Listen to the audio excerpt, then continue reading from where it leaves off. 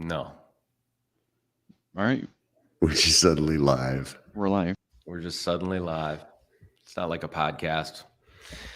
It's not an actual podcast. So we're live again. Every Friday morning, we do a live broadcast to connect with our communities in the mortgage industry. And we have various topics. The hot topics of today, and I'm having these conversations a lot. And by the way, let me back up. It's just Troy and I today. Usually we have a little group, but just Troy and I today. So this is going to be good. But the topics that are coming up a lot right now are call reluctance, right? And I'm going to be doing a webinar on call reluctance in January because it comes up so much. The other thing that comes up a lot is separation season. I wrote a LinkedIn article about separation season. I've had a number of people reach out just to brainstorm around that. Third thing I'd like to talk about is I built this book, and I've told you about this. Oh, I threw it away. So I built this ebook. It's in electronic format, but I built this ebook called the 50 Business Development Ideas for Loan Officers. So I'd like to touch on that too. Okay. So let's start out with separation season. To me, and I think you, Craig, and I are doing this actively, which is during the holidays, people tend to shut down a little bit, go to a bunch of parties, take some time off, go shopping, relax, and wind down as the year winds down. The reality is those that really want to get after it can create some separation from the competition if they double down and work just a little harder through the holidays. Several people in our company are doing this. So what are you doing, Troy, to separate? It's like all of this stuff is such a convoluted mess of so many different things from so many different angles. So first we have to define, I think, the idea of separation season. Our culture inherently has created the space, and it's different all over the world, where this is when you work, this is when you don't work. And whenever you get within some proximity of a holiday, it's shutdown season. And so that's what you actually mean by separation season, a timeline where folks activate a cultural behavior to stop doing. And it's kind of interesting if you think it's all a matrix. It doesn't really exist. We were taught to do that when we were a kid, right? When you're a kid, it's okay. So here's it's your half day before Christmas break, and you're going to be off for a week. It goes way back into that timeline, right? Way back into the wiring of the way we think. And then as we get older, it just embeds itself in its behavior. We pass it on to our children and to the environment around us, our team members and things like that, that there are these shutdown periods when really, if you think about it, it's all a made up construct that we play into, and yet expect the same results. To me, it's the equivalent. Let's suppose you're trying to get in shape. It's the equivalent of saying, well, the weekends are for resting, so I'm not going to work out on the weekends. Okay. Well, for every bit that you decide that you're going to shut down for a certain period of time, you can subtract twice that amount from the timeline that it's going to take you to get to your goal. So, I take the weekends off, because I work hard during the week and I go to the gym during the week. So I take the weekends off. Okay, well, that's going to slow you down. If you're trying to train to be a marathon runner, now you're subtracting the weekend out of your training schedule. That's basically 8 days out of the month, or basically an entire week that you are subtracting from your schedule of training. And people don't think about it that way. And then when you go a step further and you have folks that do that on weekends, you have people that do that on holidays, especially during these timelines where it tends to bulk. bulk together. Like there's literally people who last week started shutting down for Christmas. And you think to yourself, so that's it. You're just going to shut down for 2 weeks for Christmas. And simultaneously to doing that, they're fully aware that there's things that they should be accomplishing in their business and things like that. So it comes back to what's important to you. If you want to build a sustainable, we're going to say life in this situation, a sustainable life, you have to learn how to integrate your doing with your experiencing, right? Like your doing of your tasks, which help you build your life. You have to learn to integrate. There is no such thing as life work balance. It doesn't exist. Right. It's a made up concept that's used to sell books. You learn to integrate. So you integrate your time. So you can still have the time with the family, still do all the Christmas stuff, all that kind of thing. But you have to learn how to integrate it with the development of your business. And when you step away from it, you think about it, how hard is it for you to sit down and work 3 hours in the morning, even if it's Christmas Eve day? Even if it's Christmas Day, everything's already done, presents have been opened, everybody's eaten, everything's been put away, no one's doing anything, and you're sitting around dozing off on the couch. Pull out your laptop. It's your business. It's your business. It's something that you are creating, and every ounce of every moment of every day that you give it energy, it will cause it to expand and grow, especially if you're doing it during timelines when other people are shutting down. Yep. I love that. And you know what? The idea of work-life integration is a big one. It comes up a lot these days, where 10 years ago, all we talked about was work-life balance. And I agree, it's not a thing. I mean, work-life integration means that if I have a work call on a Saturday morning when I'm hanging out with my family, I can go take that work call, handle it for 10 minutes, 15 minutes, figure out a game plan, and go hang up and go right back to my family. What's wrong with that? My wife loves family time, but even she understands that So, concept. so I think a lot of folks make the bad habit of lumping things together. So let's suppose that you have a W-2 job where you reported a certain time of day, you have a scheduled lunch, and then you go home at a certain time of day, and you have weekends off. In that context, and in that context alone, that idea of creating division has some logic to it for me. Mm-hmm. Simply because you are allocating 40 hours of a week, which is, when you look at it broken into a specific period of time like that, I'm doing this and I'm in receipt of something comes back to me for doing it. It's an actual exchange.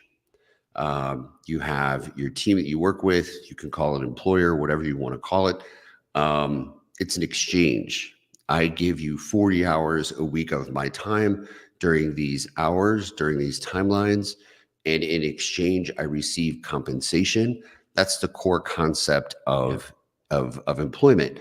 However, anytime you veer away from something like that basic model, you have to change the framework. You have to change the way you approach it. You have to change the way you think about it. For example, this morning I overslept. I overslept by like an hour and a half or something. And that's okay, because I'll be here tomorrow, which is Saturday. And that's the exchange. The exchange changes when whatever it is that you're investing your time in returns to you equal to the effort that you're putting in. Does that make sense? Yes. Yeah. Yeah. So it's there's multiple categories, and people have a tendency to lump everything together. So they look at being an originator, which is really, you're self-employed. You really do have your own business. They're your referral clients, or they're your referral partners. They're your clients. It's your business. And so as you build them, they're built underneath you.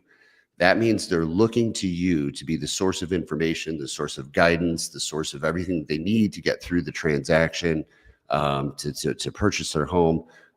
So you need to be readily available whenever Yeah. that is. And the Yeah. exchange is on a random Tuesday, you can sleep in till 10 o'clock if you happen to oversleep. Yep. So the exchange dynamic is different than one where you're W-2'd and you're directly trading your time for a paycheck. And I think the flip of that is on a random Wednesday afternoon, you have a doctor's appointment. You need to take care of yourself. You slip out, Absolutely. come Yeah. right back in and go back to work. Like it works both ways. We're not saying, I don't think you're saying you need to work 100 hours a week, but you're exchanging your time for personal and work.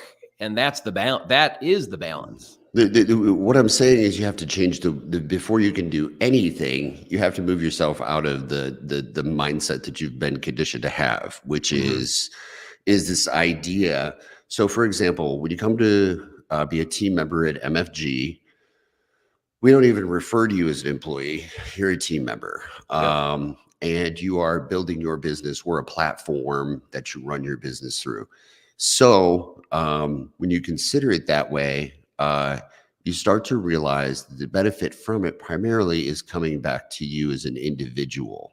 So you've changed the exchange. The exchange is no longer just time directly related to a paycheck. It's now personal investment into the creation of a business that is expandable.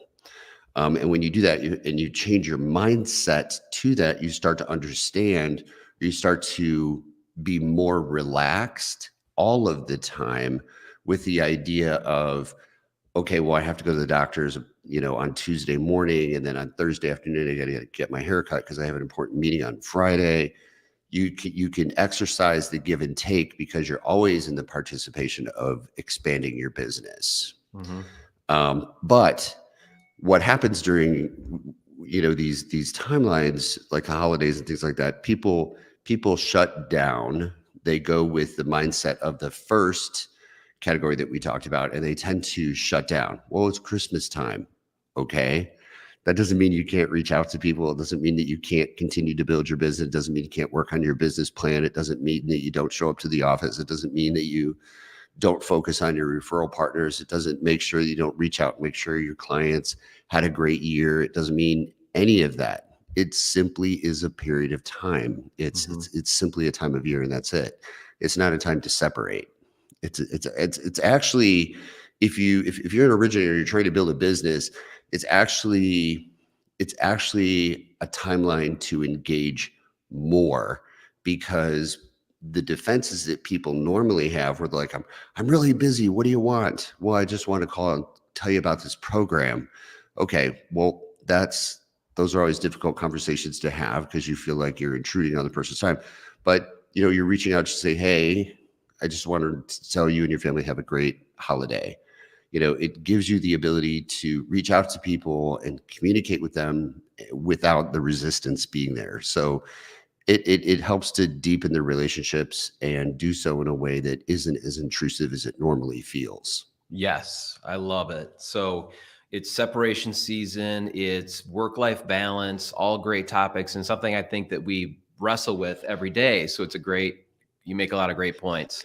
We wrestle with the conditioning that we've been brought up with,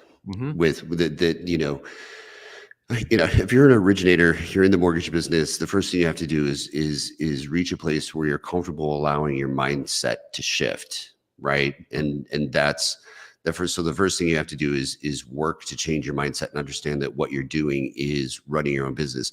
Most of the time at this time of year, if you were to go around and look at any other business, they are open a little longer. They are putting up a little more decoration. They've got a few more people on staff. They're doing what they can do to make this a great season for themselves as a business. And really, you could be doing the same way, or you could be doing the same thing, just in a different way. I love it. All great stuff.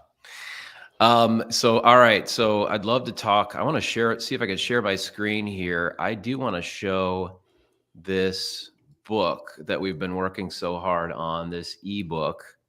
Can you see that PDF? No. Yeah. That's not the one I wanted to show. This is the one with my notes.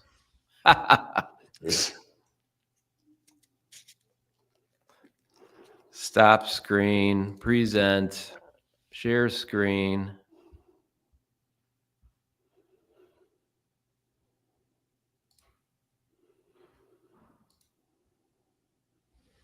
There it is.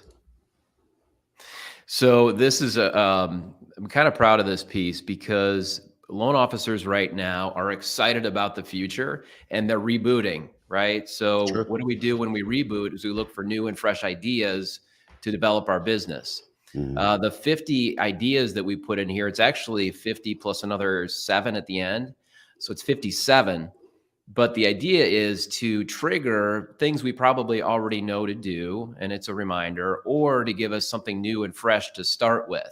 Mhm. 2023 was one of the most difficult years in the mortgage industry for a lot of people, but we're very optimistic about 2024 and moving forward as rates pull back a little bit. We're expecting some more activity in the home buying market. There might be some refinance activity, whether that's starting tomorrow or in 6 months. Like there's a lot to look forward to, I believe. Mhm. But in taking this separation season to reboot and implement some new ideas is a great time to do that. So we put this list together to trigger some additional ideas and give people a launching pad. If anybody's listening or you see this recording, you can request a copy of this. Just send me a DM, give me a call, send me an Instagram message, whatever it is. Just say you'd like a copy of the book, and I'm happy to send it to you free of charge. There's no obligation. There's no sort of underlying agenda. It's just something we put together based on decades and decades of experience. Sure. So they're business development ideas, but on top of that, they are their habits. They're things to add to your span of things to do throughout the course of the month. That even if you implement 2 at a time, 2 a month, that's 24 new habits by the end of the year that are all geared towards developing your business. If you make those 24 things something that's part of your consistent effort throughout each one of those weeks of the year, including these seasons when other people shut down, it's going to give you some momentum, just the consistent activity of it. So it's not something that you take it and you read it and you flip through it and you look for 1 or 2 things that you think are special. Actually take them, convert them into something that is an idea for yourself, and tune it a little bit and start implementing it on a daily basis or a weekly basis, whichever fits more appropriately. It's so fascinating to me. A wheel is a wheel is a wheel is a wheel is a wheel, right? So you have this timeline right now where folks are unsure what to do. So they're reaching out and they're hiring coaches at $1,000 a month, which you and I have had these conversations till we're blue in the face about hiring coaches at $1,000 a month to tell you how to structure your time or to go through, something like this that you can grab hold of and just start adding habits to your time that help develop business, or look for the straight line, what I call the straight line to business. These are all things that you can do on your own. You don't need $1,000 a month coach. You need a company that is inclusive of mentorship, where all of this type of stuff is available to you and you can start implementing it. Most people in the origination space, their training was really centered around simply how to structure deals, how to price the rates, a lot of that type of stuff. And there was no training, mentorship on communication, etiquette of communication, mentorship with how to cultivate the relationships. And what you end up with is folks who during timelines like this feel completely lost. They have no idea what to do. And that's because of the way they were trained to begin with. So yeah. So you brought up a great point a few minutes ago that I want to touch on. You and I have the same mindset around implementation, which is work on two, or I say three, but work on 2 or 3 things at a time. I think the biggest thing we do is we try to do too many things at once, and we're paralyzed. Sure. I had a coach, Cindy, told me, 3 cars out of the garage at one time. You might have 24 cars in the garage, but take 3 out at a time. Finish one, and then you can trade out a car. Yeah. So that was a great point I think you made there. And in fact, I include a paragraph at the end of this for just addressing that. The other thing is, coaching. We talk a lot about that here. I think there's some amazing coaches in the mortgage space right now. But the question is, for the individual, do you need to spend hundreds or $1,000 a month for a coach to get you launched? Maybe at a certain level, but I have a lot of people I know that they're doing 3 deals a month that are spending money on coaches. Your sales manager should be able to help you with basic business development and organizing your day around actions and activity.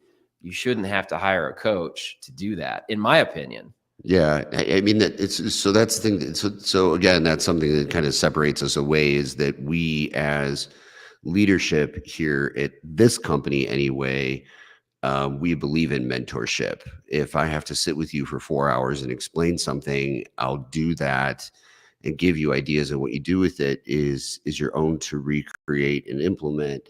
But the idea that you are participating in a space where they are benefiting from your efforts, but you still have to go outside to receive any version of training or coaching seems insane to me.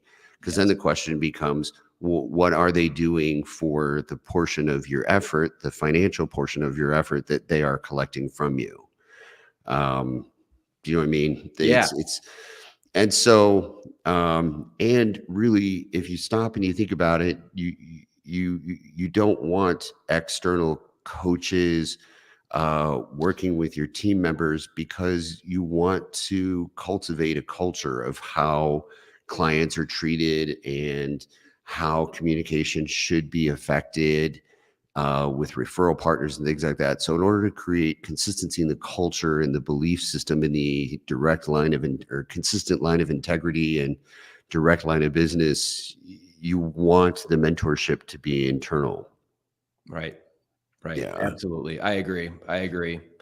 All right. So I'm going to stop sharing here in a second. And again, if anybody that's watching this recording or watching right now would like a copy of this, just send us a DM. We'll get it off to you right away. Yeah, if there's any, I would, even if you don't, even if you take 2 things and start doing them consistently, you'll see something change. It's kind of funny because I used to be in the fitness industry, so a lot of times I'll use that as a source of analogy. But very often I would talk to people and they would say, what is it that I need to do in order to get in shape? Like, what's the thing? And they behaved as though, and I see this with originators, what's the magic script? What's the magic way? Well, there is none. Just get started, but make it manageable for who you are now, what you're capable of doing now, so you can do it effectively and consistently, and it will return something to you. So, start reasonable. Don't think to yourself, okay, well, I have to lose, 40 pounds. How am I going to do that? I need to do all these machines. I got to be at the gym for 3 hours. No, you don't. Actually, just simply start out, go to the gym and walk on the treadmill. So you experience going to the gym, parking your car, going inside, stepping on the treadmill, turning it on, and walk for a half hour. And add 1 glass of water a day that you drink. Mm-hmm. Do that every single day of the week, and that consistency will trigger your body to change. It just will. You can't stop it. Once you see that benefit start to happen, now walk a little longer, maybe add some wrist weights or something like that. And then once you see more benefit from that, then maybe you have a trainer from the facility walk you through the machines, and you do one circuit of the machine and you walk on the treadmill for 20 minutes. And the next thing you know, you have this whole series of things that have become habits, and your body is progressively improving in health, and you're losing the weight that you wanted to lose, without making it this incredible, overwhelming task of simply looking at it like you have to lose a certain amount of weight and you have to do all these things to do it. You can't take on reinventing your origination business overnight. And so taking books like the one that we're offering, that's free, and simply picking a couple things and implementing them and doing them consistently will start to take you in a direction. And doing it at little increments at a time, right? Absolutely. Instead of Yeah. trying to go from 0 to 90 miles an hour in Well, 2 seconds, incremental adjustments over time. It's simple, sure. right?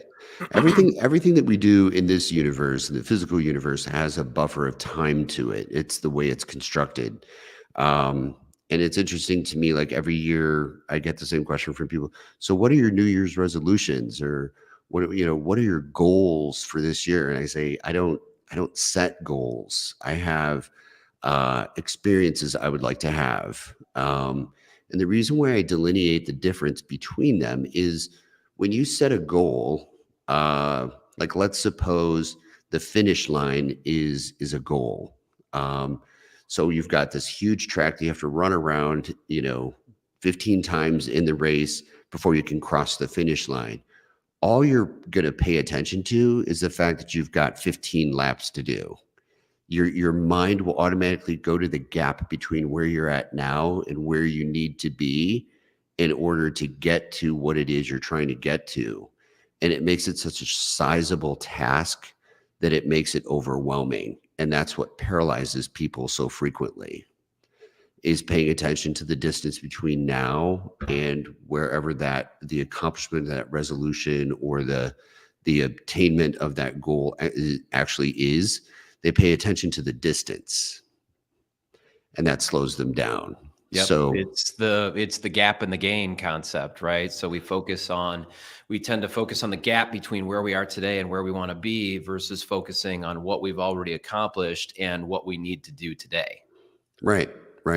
When if you simply back it down, so when I sit down with an originator to go through putting together a business plan, what I do is I say, how much would you like to make this year? I'd like to make X amount of money. Okay. How many transactions at an average loan amount based on the area that you're going to be doing business? How many loans is that? It's this many. And let's suppose it's, 144 loans. Okay. That's 12 a month. And you start backing it out. So 12, I need to close 12 loans a month.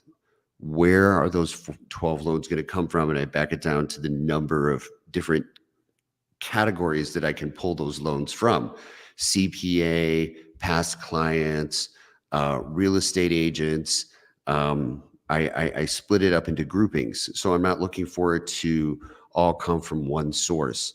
Then I look at those sources and I say, all right, so I need to roughly have 3 to 4 real estate agents. I'd need to have X number of financial planners. I would need to know 2 to 3 builders. And that starts to create a format where then I can put together a strategic plan on a weekly basis that gives me daily tasks that I can do to work towards establishing those relationships, finding those people and establishing those relationships.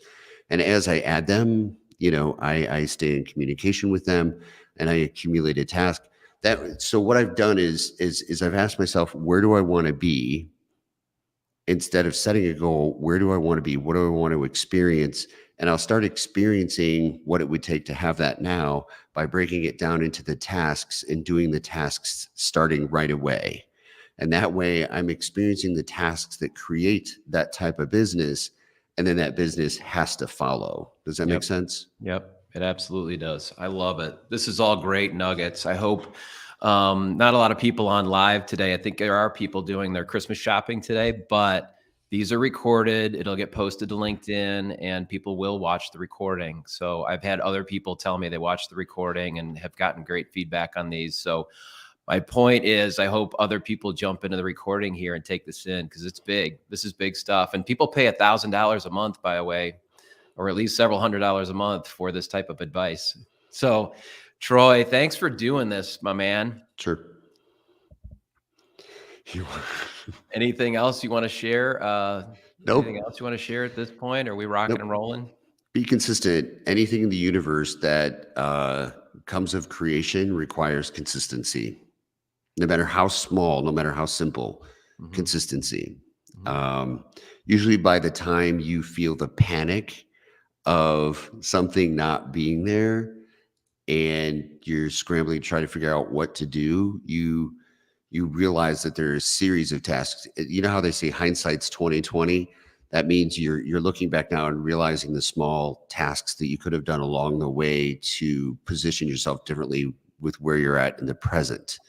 So wherever you're at today in your present today, come up with 1 or 2 tasks that you can start doing every single day, regardless of what category it's. It doesn't matter if it's relationship or whatever it is. The principles are the same, including for your origination business. You just start adding small tasks that you do consistently every day, and it will demand that the universe respond. So, but yeah, we're always available too. Aside from the recording, we're not hard to find. You can reach out. I'm always happy to help people look at things and put stuff together. Um, I enjoy helping people. That's what we do here. So